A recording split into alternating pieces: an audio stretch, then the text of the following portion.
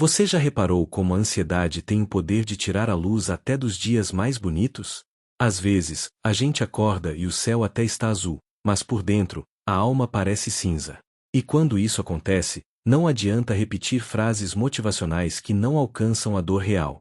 O que o coração precisa é de presença, de uma certeza firme, de algo que não desmorone quando tudo ao redor começa a balançar. É por isso que o Salmo 27 não é apenas um texto bonito da Bíblia, ele é um abrigo emocional e espiritual para os dias em que o medo tenta dominar a mente. Davi não escreveu esse salmo quando tudo ia bem.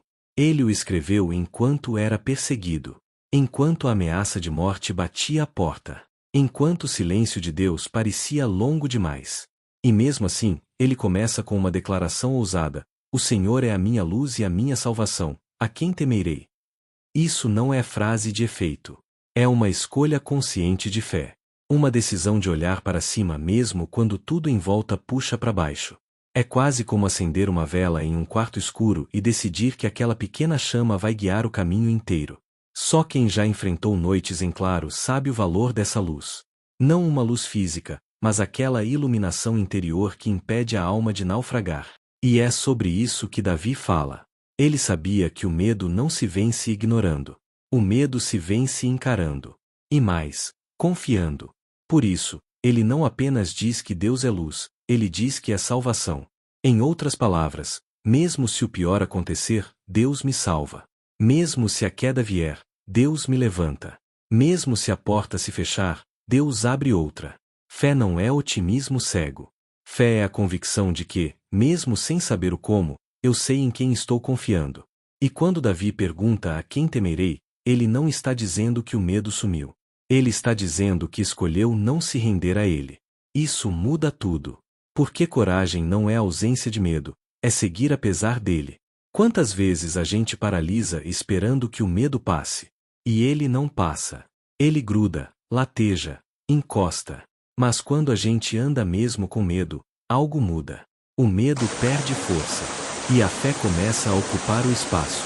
Davi nos ensina que o medo existe, sim, mas ele não tem a palavra final. Deus tem. A confiança de Davi não era baseada em força pessoal. Era baseada em experiência.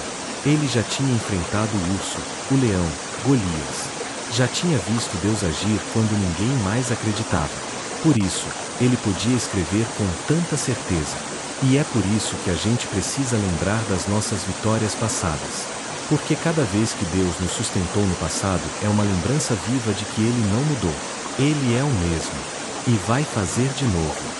A memória é uma arma espiritual poderosa.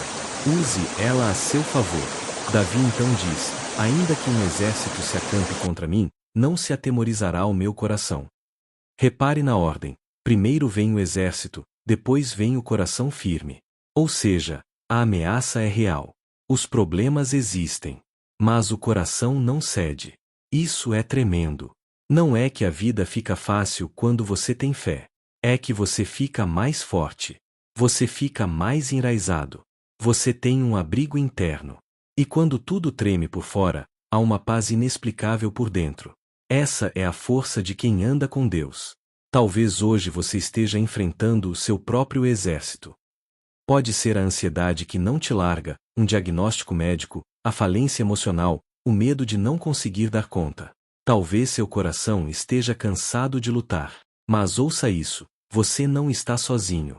Deus está com você. E Ele não apenas observa de longe. Ele entra na batalha. Ele se posiciona ao seu lado. E Ele luta por você. Não é poesia. É realidade. E quando isso se torna verdade dentro de você, tudo começa a mudar. Uma das partes mais fortes do Salmo 27 é quando Davi diz: Uma coisa pedi ao Senhor, e a buscarei, que eu possa morar na casa do Senhor todos os dias da minha vida. Aqui, ele mostra que, acima da solução dos problemas, o que ele mais quer é presença. Não uma bênção, mas o abençoador. Não um milagre, mas o Deus dos milagres. E isso é maturidade espiritual. Porque chega um ponto na jornada em que a gente percebe, o que realmente sustenta a alma não é o que Deus pode dar, mas o próprio Deus. Morar na casa do Senhor não é sobre um templo físico. É sobre viver em consciência da presença. É sobre levar Deus para dentro da rotina, para dentro da casa, do trânsito, do banho, da fila do banco. É sobre viver de um jeito em que o coração está sempre conectado. E é isso que Davi busca. Porque ele sabe, se a presença estiver comigo, eu posso enfrentar qualquer coisa. Mesmo que o cenário não mude, se Deus estiver comigo, eu aguento. E isso é ouro puro. Isso é vida. E então Davi fala de contemplar a beleza do Senhor. Isso parece tão distante da realidade de quem está em guerra, né? Mas aí está o segredo. Quando a gente olha para Deus, a alma respira. Quando a gente contempla a beleza de quem Ele é, a dor muda de lugar. A oração se transforma. O caos desacelera. Porque não tem como manter o desespero enquanto se contempla a paz. É por isso que o Salmo 27 é tão completo. Ele mostra dor, medo, coragem, desejo de presença e, acima de tudo, adoração. Depois, Davi pede: não escondas de mim o teu rosto. Quem nunca orou assim? Quem nunca se sentiu longe de Deus, mesmo tentando fazer tudo certo? Às vezes, parece que ele se calou, que sumiu. Mas aqui vem a verdade: ele nunca esteve longe. O silêncio de Deus não é ausência. É estratégia. É cuidado. É preparo. Ele está vendo tudo. E muitas vezes, está mais perto do que nunca, mesmo quando não sentimos nada. Fé também é seguir sem sinal. Fé também é continuar mesmo quando o céu está nublado. E então, em um dos versículos mais profundos, Davi diz: porque, quando meu pai e minha mãe me desampararem, o Senhor me acolherá. Isso arrebenta qualquer coração. Porque aqui ele está dizendo: mesmo que tudo falhe, Deus permanece. Mesmo que as relações mais sólidas se rompam, Deus sustenta. E isso não é apenas conforto. É uma rocha. É uma base. É um pilar. Você pode perder tudo, mas se tiver Deus, você ainda tem tudo que importa. E essa verdade precisa ser lembrada, repetida, escrita na parede da alma. Mais à frente, Davi fala de aprender os caminhos de Deus, de ser guiado. Isso mostra que ele não está apenas pedindo livramento, mas direção. E isso é sabedoria. Porque, às vezes, o maior livramento é ser ensinado antes de errar. É ser desviado antes da queda. E quando você ora por direção, você começa a andar com mais leveza, com mais clareza, com mais propósito. Peça a Deus não só para te tirar do buraco, mas para te ensinar a não voltar para ele. Peça sabedoria. Ele dá, e dá com prazer.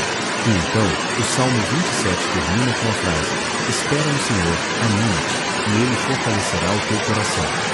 Espera. Essa é, talvez, a parte mais difícil. Porque esperar dói. Esperar exige paciência.